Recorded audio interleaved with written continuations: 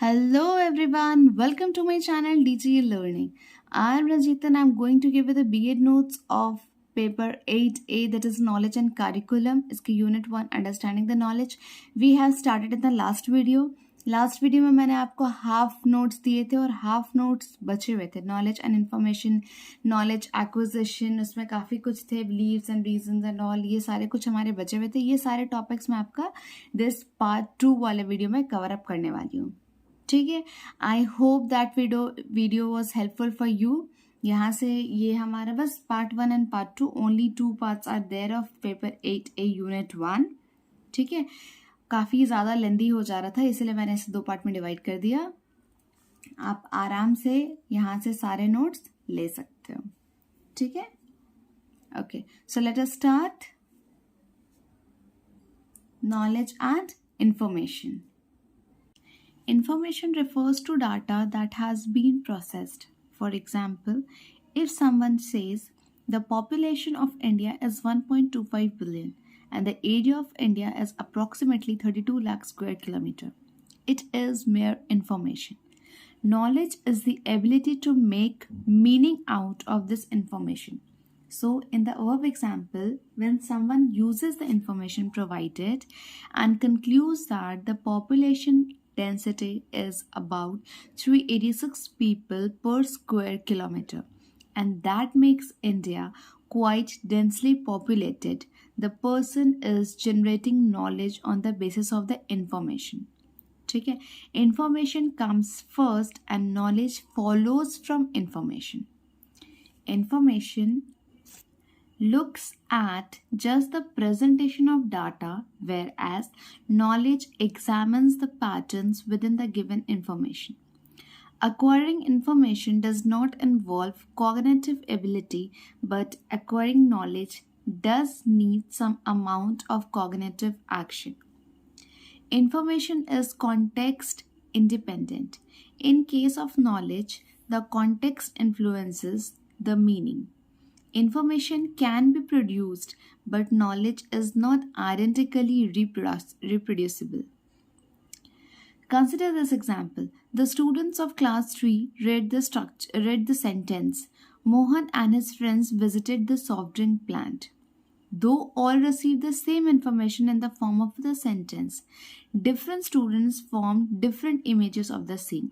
Some thought of the word plant from botanical terms, as they did not have knowledge of the alternative meaning of the word plant. They literally visualized a tree-like structure that yields soft drinks. Mere information is useless. It will be here. Here, information is useless. It must be accompanied by a right knowledge which involves some kind of cognitive processing using concepts and images. Comparison of information and knowledge by CVV states that information is static, whereas knowledge is dynamic. Information is independent of the individual, but knowledge depends upon the individual. For example, 2 people see a green circle on a food packet. This information is available to both, but one understands that it represents vegetarian food. The other does not make out any meaning. Thus, though both had the same information, but knowledge constructed by both differs. एक को पता था, एक को नहीं पता था. जिसे पता था वो समझ गया, वो बोल दिए. ठीक है. Information has limited intrinsic meaning, but knowledge has meaning which is personally assigned by the knowledge seeker. जो बोल रहा है उससे समझ में आता है कि उनके पास कितने नॉलेज है. ठीक है. Information is like a raw material. Knowledge is the product of the raw material, which is the result of some kind of cognitive activity. Many people have seen apples fall from trees, but Isaac Newton converted that information into the knowledge of gravity by interacting with his experience. May exist in books, on websites, or such other medias. Knowledge uses bricks of information to make a meaningful cognitive structure. Information, here it will be information. Information may exist in books or website or such other media, but knowledge uses these bricks of information to make a meaningful cognitive structure. Okay, information is explicit. Information is tacit. Information is what is seen by all. Tacit knowledge is not seen openly. It may be revealed through some kind of action performed by the one who possesses the knowledge. Information knowledge Information is data that has undergone processing.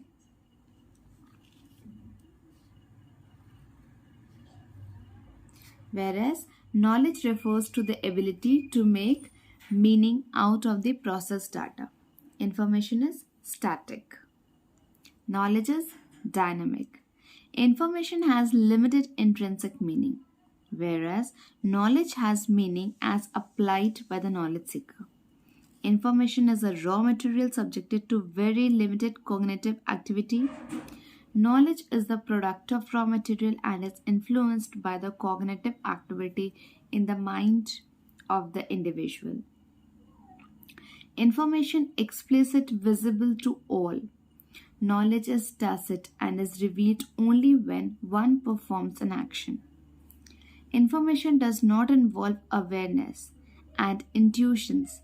Knowledge involves awareness and intuitions and depends on the maturity of the individual. Okay, now comes to the implications. Education widely makes use of both information and knowledge. To ensure effectiveness of teaching learning, we rely on information. To design a proper curriculum, we need information about different aspects. But limiting ourselves to information is not enough. Information ought to be used like Lego blocks, which can be rearranged to design a structure.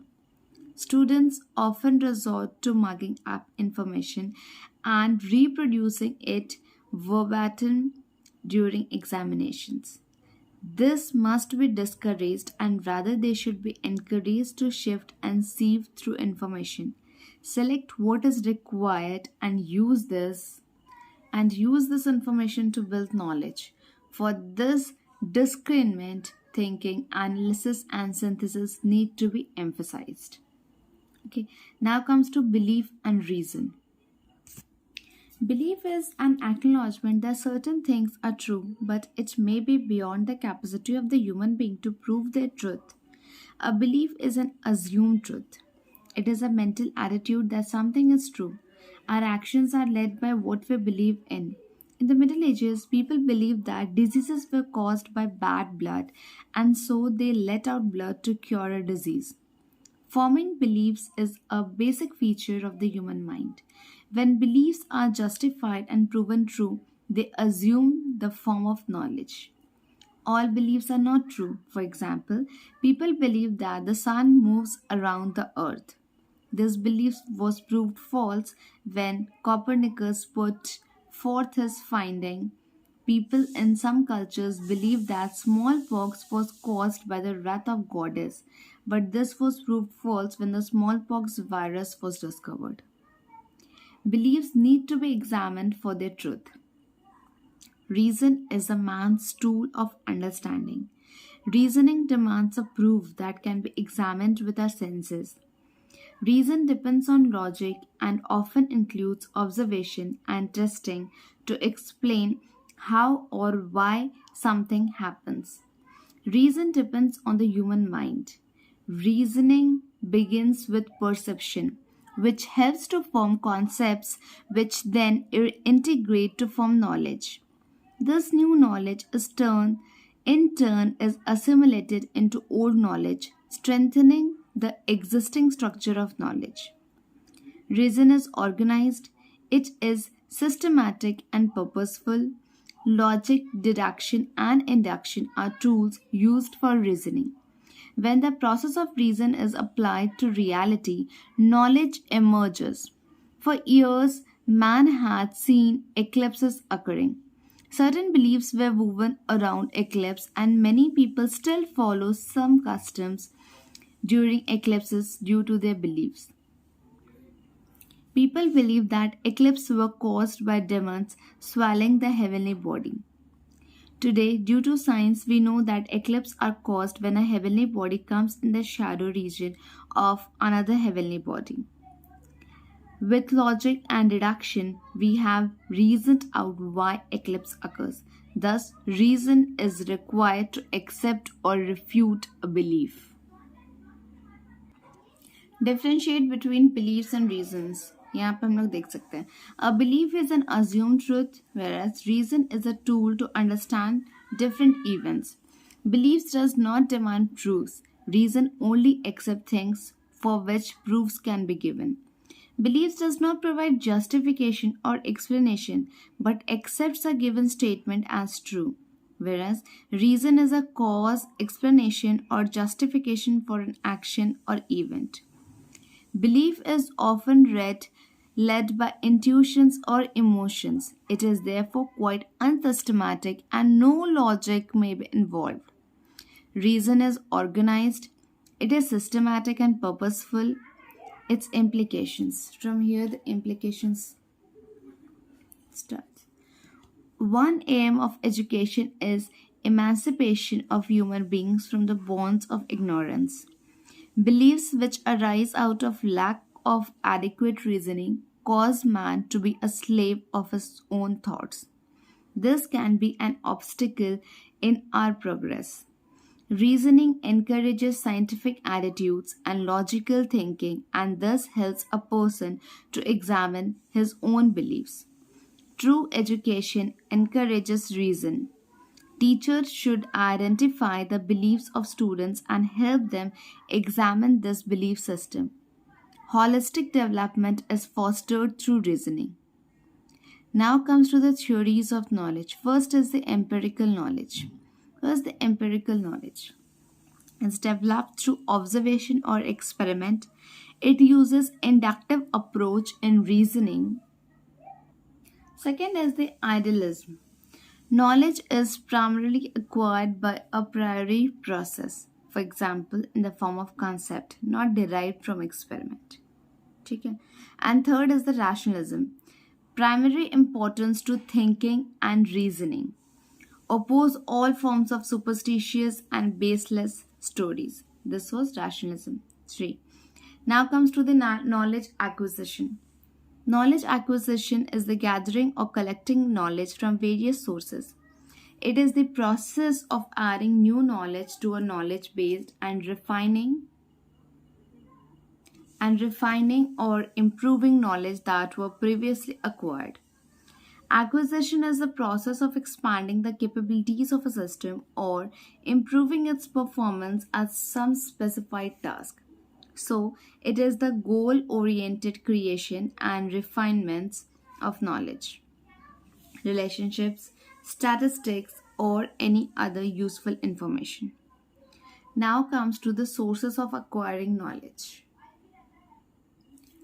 Knowledge is a result of many processes like knowing, perceiving, thinking, remembering, reflecting, observing, finding out, inferring, proving, and so on. Knowledge, as you read in the previous section, is justified belief. Knowledge has three elements, which are existence of a group of ideas and phenomena. These ideas and phenomena corresponds to things which exist, and the correspondence is supported by beliefs. Human beings have traversed an arduous path in trying to arrive at reliable knowledge. Human beings' efforts over several centuries to obtain knowledge have improved and depends on these sources of knowledge to understand the world around and solve its problem. We discuss some of the sources from where human beings gain knowledge. These sources of knowledge are life experience, social customs and traditions, authority, deductive and inductive reasoning, scientific method, social inquiry method. Let us now briefly discuss each of these sources. First is the life experiences. Humans need to find solutions to their problems so as to live in harmony with the world around. For this, they need to understand various phenomena and activities they undergo and make sense of their experiences. Out of the most primitive and primary source of knowledge for human beings are their life experiences. Nomadic tribes learn from experience about the edibility of certain wild fruits and also that others were harmful. All their actions were based on whatever they experienced in performing, based on, okay, whatever they experienced in performing the daily life activities. They observed weather patterns throughout the year and could ascribe reasons for floods or droughts. The experience gained during the course of life accumulate into a body of knowledge and enable individuals to cope with life problems. However, one cannot rely solely on personal experiences as a source of knowledge for tackling new problems. Sometimes this may lead to wrong conclusions if the experiences are examined uncritically. The inferences drawn may be affected by the personal prejudices and may be influenced by subjectivity. Two people may perceive and report a particular situation or event in completely different ways. Classroom practices adopted by teachers should enable children to relate the knowledge gained with their daily life. Opportunities should be provided for group work, discussion, and sharing of experience and ideas guided and facilitated by the teacher. सारा चीज़ होने ही चाहिए. These all are the important topics. Okay, group work, discussions, knowledge gained with the daily life like maths. What is maths and science? Maths और science है ही क्या? Maths में हम लोग जो भी चीज़ सिखा रहे हैं वो सारा चीज़ हमारे डे टू डे लाइफ से ही रिलेटेड होता है, isn't it? सारा कुछ डे टू डे लाइफ में हम लोग जो भी चीज़ यूज़ कर रहे हैं, कैलकुलेशंस एंड ऑल, वो सारे चीज़ प्लस साइंस में whatever we are doing, सबके पीछे की साइंटिफिक नॉलेज, ये सारा चीज़ बच्चों को पता होनी चाहिए. ठीक है, इसीलिए हम लोग उनको डे टू डे लाइफ से भी नॉलेज गेन करवाते हैं, प्लस ग्रुप वर्क, डिस्कशंस, एक को कुछ पता है दूसरे को कुछ पता है, तो डिस्कशन से काफ़ी कुछ ईजी होता है और काफ़ी नॉलेजेस शेयर होती हैं. Next is the authority. Authority. Getting knowledge or seeking knowledge from authorities is a common practice.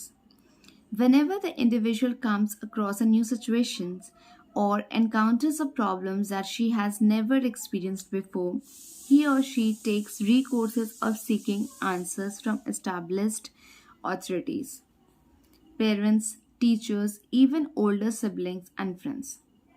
It is all the more true for children in the teacher centric classroom, where they can be encouraged. Where they can get answers on solutions to problem situation from their teachers. However, such a practice should not be encouraged. Learners should be provided such learning experience that engage them in learning tasks leading to solutions.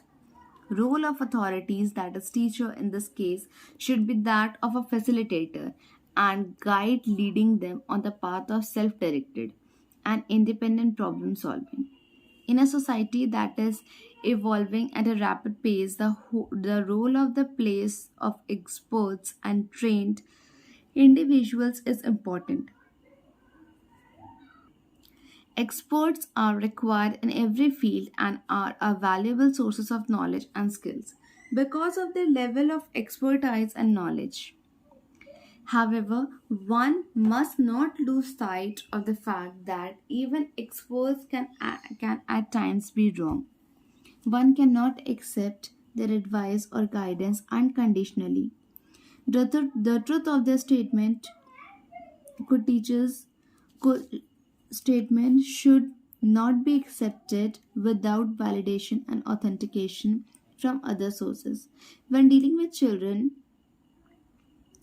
teachers need to be thorough in their subjects, areas, and pedagogical skills.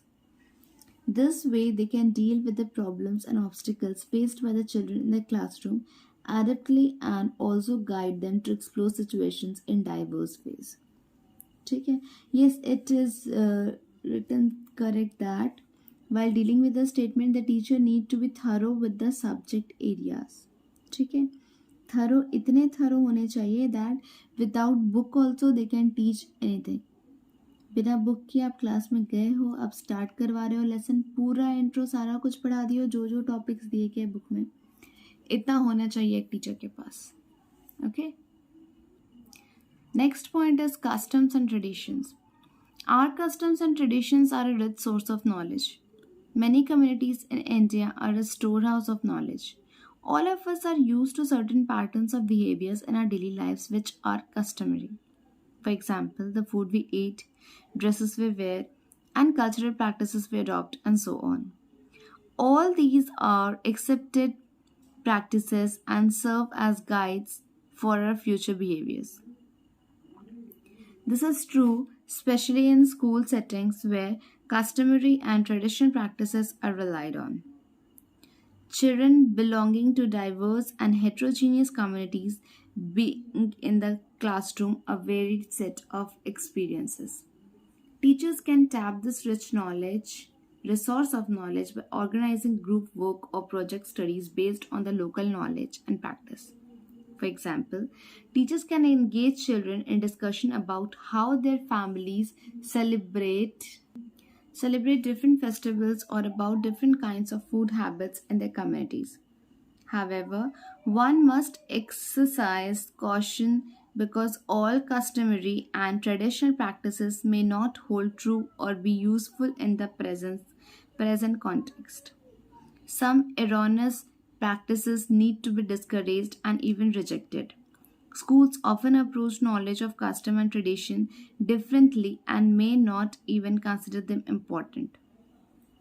School may consider that knowledge gained through practical experiences by children can be called school knowledge. For example, ways of classifying plants or adopting sustainable agricultural practices may be approached in a different manner by a teacher in the classroom than done or observed in the actual practice by the learners. Sometimes classroom practices may be parallel to traditional methods, and at other times the two may be contradictory. The traditional methods of curing certain diseases as diseased in the activity above, or as certainly their causes may be challenged by school based approaches. However, all the forms of local knowledge based on cultural and customary practices should be mediated by constitutional values and principles. It is school based, okay? Now comes to deductive and inductive reasoning. Before we discuss the two types of reasoning, it is necessary to understand what is reasoning and how it is a source of knowledge. Reasoning is a process of thinking through which reliable knowledge is obtained. A child tends to make meaning of the external world by reasoning. First comes to the deductive reasoning. Deductive reasoning is based on Aristotle's syllogism, which is a great contribution to formal logic. Syllogism has been defined by Aristotle as a discourse in which certain things being posited something else than what is being posited follows them.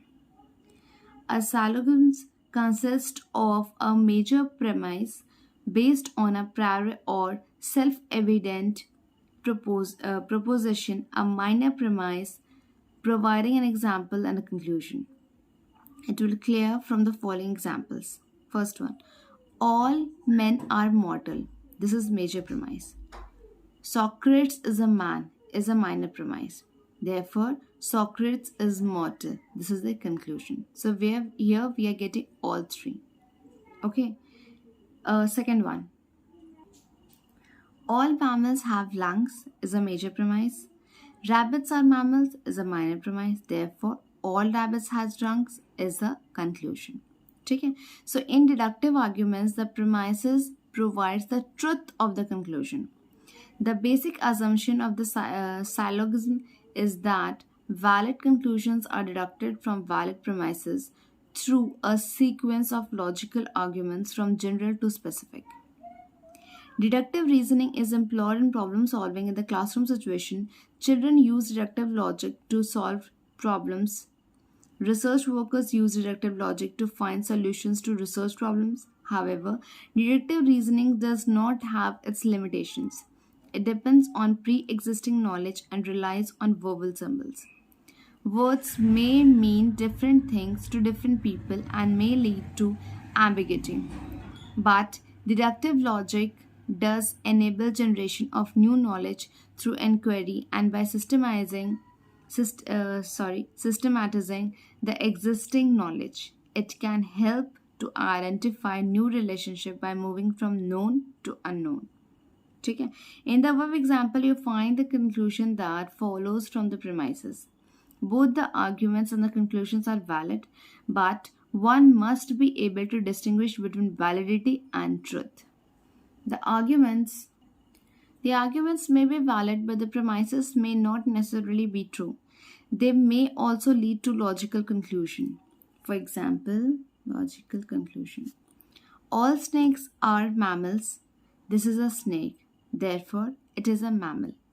In this example, argument is valid because conclusion is derived from the premises, but the premises are false and the conclusion arrived is also false. Sometimes the premises may be true, but the arguments may not be valid. For example, India is a multilingual country. 5 plus 5 equals 10. Therefore, he can swim. कोई किसी से भी match नहीं कर रहा है. All the premises in this case are true. सारे के सारे premises true है. India is a multilingual country. 5 plus 5 equals 10 and सारे दोनों ही premises correct है. Major भी, minor भी. But the conclusion does not follow from the premises. What is the conclusion we have got here? We have got the conclusion that therefore he can swim. कहाँ से he आया और कहाँ से swim आया? So here, both in this case, both the premises are correct, but the conclusion we have got does not follow from the premises. Hence, to know that the conclusion is true, the premises should be true and the arguments should be valid. Arguments सही होना चाहिए. ठीक है? In deductive arguments, the conclusion is often contained with the premises. Now comes to the inductive reasoning. Where in inductive reasoning, where the premises provides the probable evidence to support the conclusion, but not completely. Francis Bacon argued against the practice of syllogistic, that means deductive reasoning, which derived conclusion from authoritative premises. He believed that researchers should collect their own data after careful observations and base their conclusion on this data. The conclusions drawn in the process of inductive reasoning are not certain but probable. The examples that follow will illustrate this. Pigeon 1 is grey, pigeon 2 is grey. Therefore, all pigeons are grey. Pigeon 3 is grey. 10,000 and more pigeons. ठीक है? तो यहाँ पे देखो. See. Second one. Gold is malleable and ductile. Silver is malleable and ductile. Copper is malleable and ductile. Iron is malleable and ductile. This is for all metals. Therefore, all metals are malleable and ductile. In the first example, even though the 10,000 premises may be true, but the next vision we come across may be white. हो सकता है. Hence, the conclusion is not certain even though the premises are true. In the second example, the conclusion is also not certain as there may be metals which are non-malleable and ductile. The truth is established based on earlier evidences and observation. Inductive arguments are based on the law of nature, which are formulated on the basis of certain recurring phenomena with uniformity. For example, it is an established law that all living things reproduce and fish is an aquatic animal. The third is ice melts on heating. We come across many such uniform patterns of occurrences based on which we arrive at inductive arguments.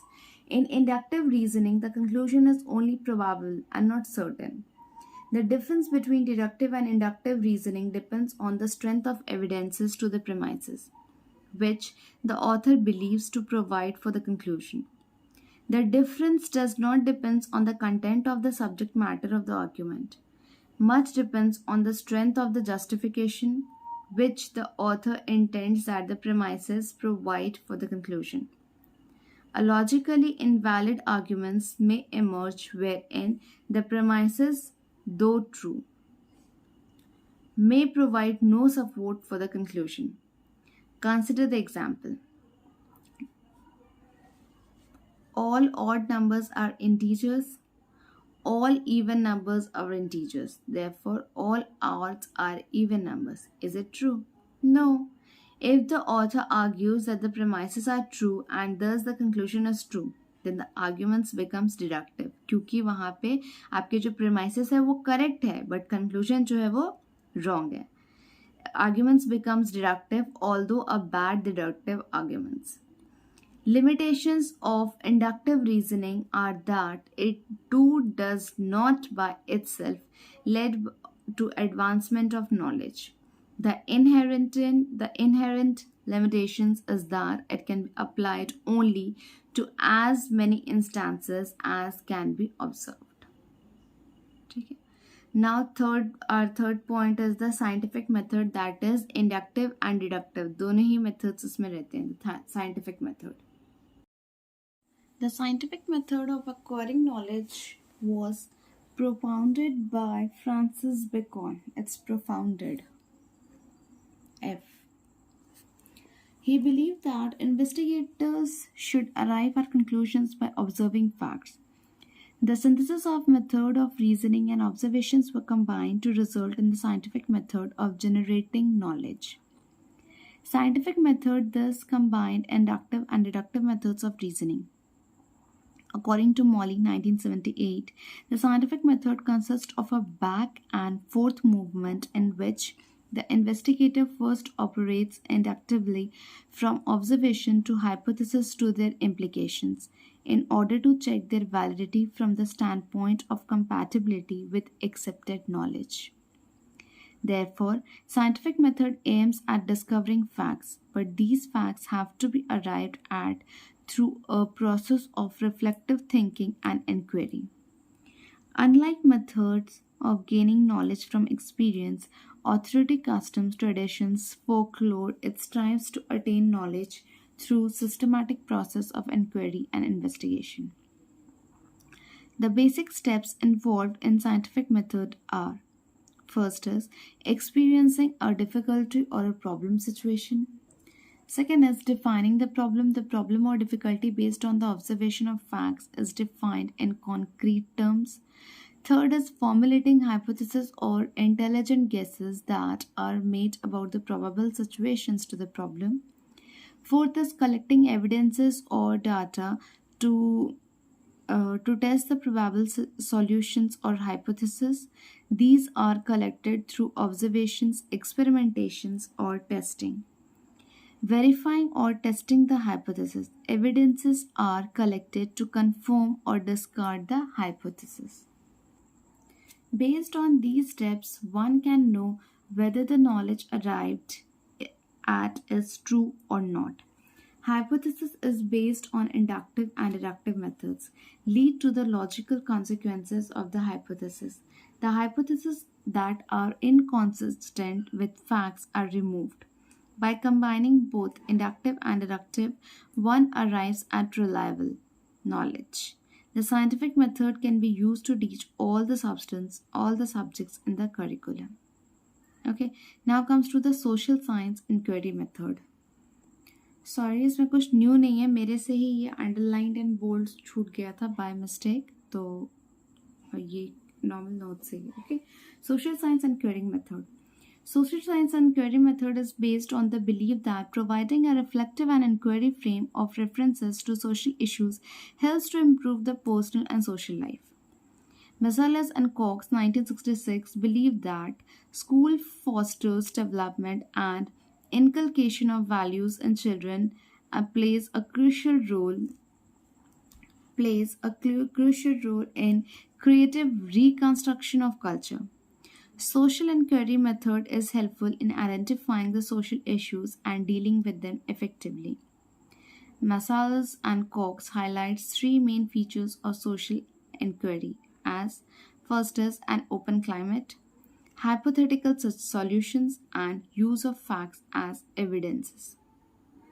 Social inquiry is based on the humanistic philosophy of learning. According to Vygotsky, learning is a result of learners' interaction with peers, teachers, and other social groups in the community. Limit constructs knowledge on the socio-cultural context in which he or she is situated. As discussion, socio-cultural context is situated in which it is situated. As discussed in section, learning results through social interactions wherein experiences and ideas are shared. Learners' thinking is influenced by the social values and culture. In the social inquiry approach, learners learn from the community and also from experts in the field. Let us examine one teaching model based on the social inquiry approach. This approach is useful for addressing social issues, creating awareness in children, and developing faculties of critical reflection and analysis. The social family teaching models emphasize working in groups, developing interpersonal skills, and social commitments. In the process, learners are not passive recipients but active participants and seek knowledge, observe facts, read books with the guidance and facilitation of by teachers. One model of social inquiry suggested by Daniel Oliver and James P. Shaver is known as the jurisprudential inquiry model, that is JAWS, unveiled in 1986. This model helps children to think critically about moral, ethical, and legal issues. The model provides learners tools to analyze and debate social issues and thereby helps to clarify and resolve them. The model also exposes the students to current social, political, and legal issues confronting the society. It develops higher order skills and competences and usually is applied to case studies. The six steps of this model are: phase 1 is the orientation to the case, phase 2 is the identifying the issues, phase 3 is taking a stand, phase 4 is exploring the possibility in the stand taken, and phase 5 is the redefining and qualifying position.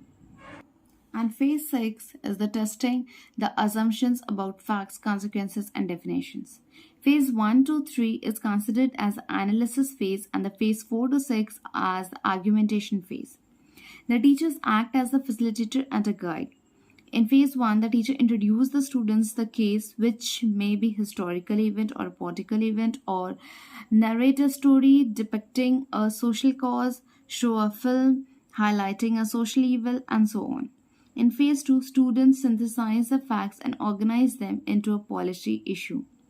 They bring out the values inherent in the issues like freedom of speech or freedom of religion, and also bring out conflicting values. In phase 3, students state their own stand on the issues, which is based on reasoning. In phase 4, the question raised by the students are further discussed, debated, and argued in the group. The student can be confronted and probed by the teachers and peer group. In phase 5, students further refine their positions by restating and clarifying the stand taken and give reasons. In phase 6, their positions are further tested by identifying and examining the underlying factual assumptions. Social inquiry requires activity in real situation and generates new knowledge, data, and facts in an ongoing manner. The method can be adopted in the classroom by organizing children in groups. An ideal group may consist of 10 to 15 students who may provide a diversity of views and ideas, and there is also the possibility of getting engaged in individual activity. However, certain characteristics have to be borne in mind while constituting the investigating group. The group members should have a common level of knowledge and understanding of the subject to be investigated. Participants should possess an optimum measure of similar views to enable communication, and also diversity of views to foster debate and discussion. Next is the methods of acquiring knowledge. Some methods of knowledge acquisitions are given below. See, methods of knowledge acquisition. First, you can see this is a problem solving. ठीक है, appeal to authority, appeal to tradition, observation and related process, concentration and meditation. Now come down.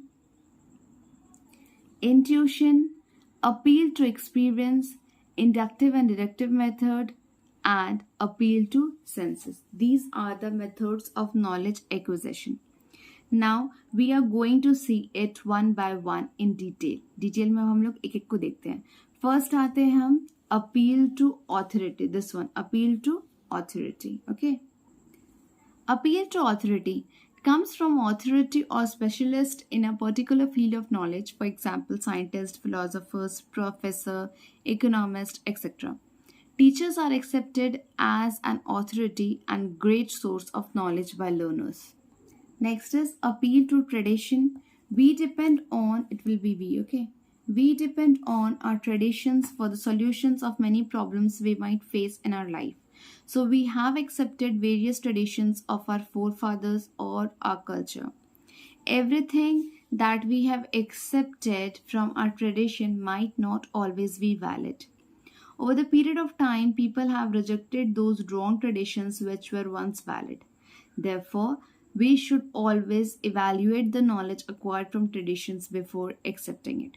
So this was the appeal to tradition. Next is appeal to senses. Knowledge is drawn through 5 senses. The more the senses are involved in the process of acquiring knowledge, more comprehensive would be the knowledge acquired. Next is inductive and deductive methods. The inductive method starts with particular examples. Here, learners tries to arrive at a certain conclusion. This may lead to the formulation of a law, generalization, or principle. In deductive method, learners start with the generalization or rule. Then he comes to particular example. So, we can say that knowledge is gathered both by inductive and deductive methods.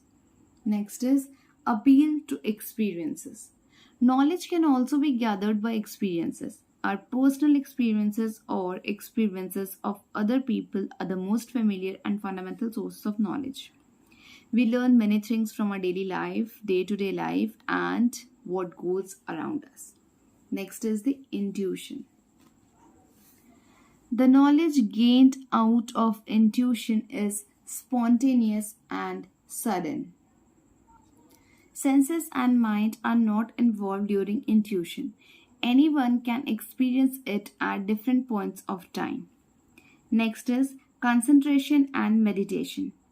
Concentration is a mental activity where the person concentrating focuses his mental energy on aids like a candle flame or ideas like breathing, mantras, etc. Meditation, you can say. Okay? In meditation, person meditating concentrates for a longer period of time. Both of them are foundations of attaining knowledge. While meditating or concentrating, a person can make inferences. He can even make a link of facts of knowledge to something meaningful. Okay. Next, 8th point is the observation and related processes. 4 sub-processes of attaining knowledge are observation, explanation, prediction, and control. Observation can be internal or external. It can even be scientific observation. Okay. And explanation is the elaboration of facts of knowledge in a logical manner. Prediction is a process related to cause and effect. In this process, results are predicted. One needs to understand about causes and their effects. Control is the process in which results are filtered out by exercising control or certain factors. Now, the last point is that is a problem solving. ये सिर्फ knowledge acquaintment का नहीं, ये पूरे ही ये unit का ये last topic है. Here, the solution of the problem being solved becomes the part of the knowledge. So, the problem solving is also an effective tool to acquire knowledge. So finally, here we have completed the unit 1 of 8A, that is knowledge and curriculum. Iska unit A, understanding the knowledge. Here we have completed this unit, and in the next unit I'll be giving you the second next video I'll be giving you the second unit, okay, of it. I hope so these videos are helpful for you. Semester 1 भी आपने complete किया है इसी videos, मतलब ऐसे videos से। Semester 4 के भी सारे वीडियोस कंप्लीट है। 2 और 3 भी मैं धीरे धीरे करके आप लोगों को प्रोवाइड कर दूंगी, ठीक है। बस ऐसे ही जस्ट सपोर्ट करते रहिएगा मेरे चैनल को। Thank you for watching. If you like this video और if this video is helpful for you, then please like, share and subscribe this channel, okay. Thank you for watching.